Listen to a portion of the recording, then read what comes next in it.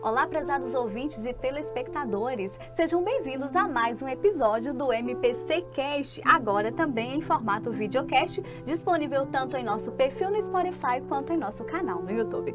E a nossa convidada de hoje é a procuradora ouvidora do MPCMG, a doutora Elke Andrade Soares de Moura. Bem-vinda, doutora Elke. Olá, Simone, cumprimento a todos que nos assistem. Para mim é um enorme prazer poder fazer parte deste espaço de reflexão de temas que são tão relevantes para o controle e para toda a sociedade.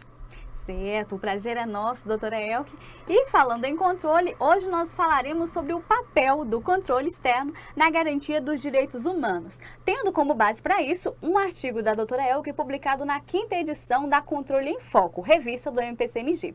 E ele é intitulado Direitos Humanos, Questões Reflexivas nas Deliberações das Cortes de Contas. Para começarmos, doutora Elke, como os tribunais de contas podem assegurar que suas deliberações promovam os direitos humanos e a dignidade, garantindo também a legalidade e a economicidade dos dispêndios públicos? Pois bem, Simone, algumas considerações preliminares são importantes e a primeira delas é nós temos que considerar que a Declaração Universal dos Direitos dos Homens, ela foi promulgada na Assembleia das Nações Unidas, na cidade de Paris, em dezembro de 1948. A partir daí, vários outros tratados internacionais começaram a incorporar outros direitos humanos também, aumentando a pleiade, então, portanto, desses direitos tão necessários para toda a humanidade. E as constituições dos estados passaram a densificá-los por meio da previsão de direitos fundamentais. Ocorre que esses direitos fundamentais, para serem efetivamente concretizados, eles demandam a realização de políticas públicas. E essas políticas públicas, elas são previstas nas leis orçamentárias. E aí, então, que entra o papel dos tribunais de contas, a quem cabe, no âmbito do controle externo, de fiscalizar a regular e eficiente realização dessas políticas públicas. Ocorre que a Constituição de 88, ao lado da legalidade que incumbia aos tribunais de contas, ela veio agregar algo super relevante, que são os princípios da legitimidade e da economicidade do gasto. Com isso, então, portanto, os tribunais eles tiveram um maior poder fiscalizatório e a possibilidade de estarem, de fato, verificando se essas políticas, elas, de fato, atendem o interesse público numa análise conjugada, não apenas de conformidade, mas também de legitimidade e de economicidade de cada dispêndio realizado. Perfeito, doutora Elke. E trazendo para a nossa realidade, de que maneira os Ministérios Públicos de Contas podem influenciar e garantir a efetividade das políticas públicas voltadas para a promoção de direitos fundamentais, conforme estabelecido na Constituição? Pois bem, os Ministérios Públicos de Contas, como se sabe, eles atuam junto aos tribunais de contas. Portanto, eles atuam em todos os processos de competência dos tribunais de contas, por meio da emissão de pareceres, né? Além disso, os Ministérios Públicos de Contas, por iniciativa própria, eles startam procedimentos investigatórios, a maior parte deles fruto de denúncias que lhes são encaminhadas, e por meio desses procedimentos também eles vão complementar, né, o trabalho que o tribunal faz de uma outra ótica, apurando também a regularidade não apenas dos dispêndios, mas da arrecadação de receitas, que, como sabemos, é o que dá o lastro, né, para que os gastos possam ocorrer, e nós estamos falando aqui de realização de políticas públicas, então é absolutamente necessário que nós consideremos esse viés. E o Ministério Público de Contas, ele conta também com o apoio da sociedade muito grande, porque a sociedade nos encaminha, então, uma série de denúncias que possibilitam essa nossa atuação. E, para além disso, os Ministérios Públicos de Contas do Brasil, eles promovem campanhas nacionais também, onde eles focam determinadas áreas mais sensíveis, como, por exemplo, a questão da mobilidade urbana para as pessoas portadoras de deficiência, áreas de educação, áreas de saúde, e numa ação concatenada e conjugada, eles conseguem atingir, portanto, resultados melhores. Certo, doutora Elke, ao seu ver, Quais são os principais desafios enfrentados pelas cortes de contas ao tentar aplicar os princípios como eficiência, moralidade e também legitimidade em suas deliberações?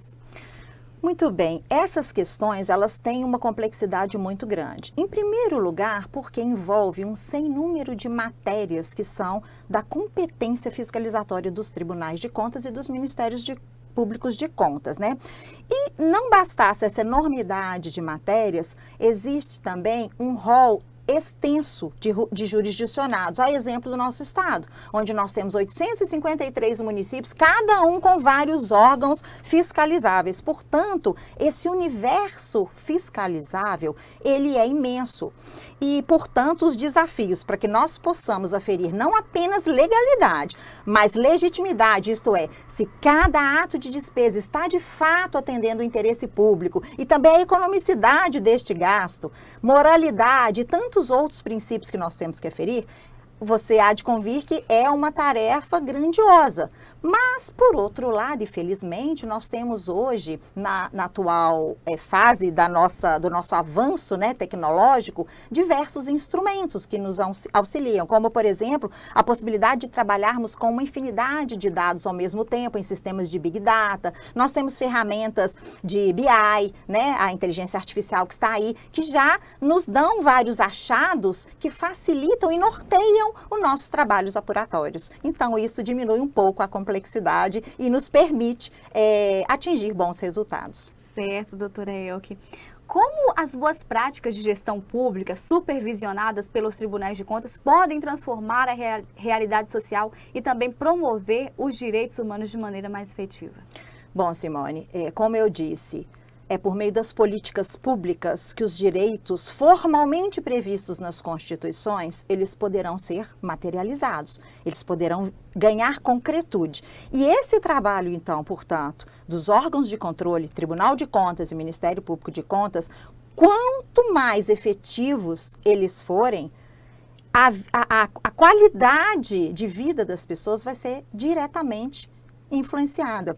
Hoje, o trabalho desses órgãos de controle não é apenas um trabalho repressivo de verificação a posteriori, depois de tudo concretizado, para aí, se alguma coisa saiu do eixo, aplicar-se uma sanção. Não. Os órgãos de controle hoje, eles têm uma atuação preventiva e, por que não dizer até propositiva, que inicia lá na fase do planejamento dessas políticas públicas que vão ser incluídas nas leis orçamentárias para serem executadas.